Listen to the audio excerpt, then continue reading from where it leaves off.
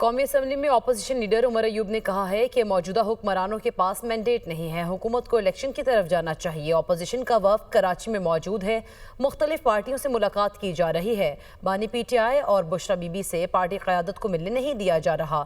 وہ A T C Sargodha کے باہر میڈیا سے گفتگو کر رہے تھے۔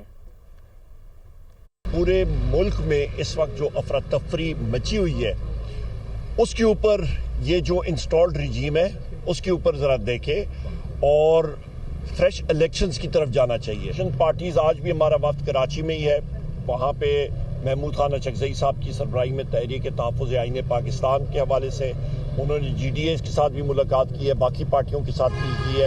انشاءاللہ تعالیٰ اچھی خبریں وہاں سے وزیر اعظم عمران خان صاحب کو ملنے نہیں دیا جا رہا، بشرا بی بی صاحبہ کو نہیں ملنے دیا جا رہا، کورٹ کیسز میں تاخیر ہو رہی ہے۔ یہ کس چیز کی علامت ہے؟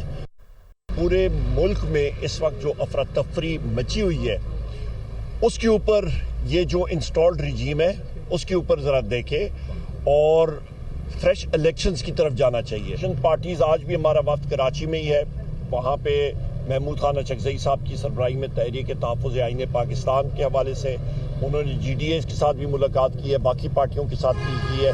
انشاءاللہ تعالیٰ اچھی خبریں وہاں سے وزیر اعظم عمران خان صاحب کو ملنے نہیں دیا جا رہا، بشرا بی بی صاحبہ کو نہیں ملنے دیا جا رہا، کورٹ کیسز میں تاخیر ہو رہی ہے۔ یہ کس چیز کی علامت ہے؟